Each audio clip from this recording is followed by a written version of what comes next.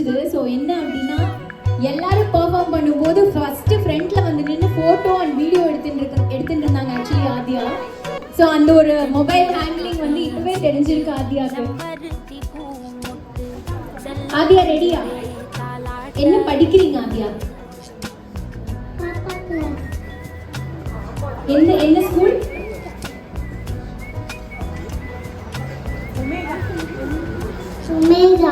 ஒமேகால படிக்கிறீங்களா? சரி, இன்னைக்கு என்ன சொல்ல போறீங்க? கிருத்துண்ட சொல்ல போறீங்களா? சரி, மைக் கொடுத்துடலாமா? Stand mic.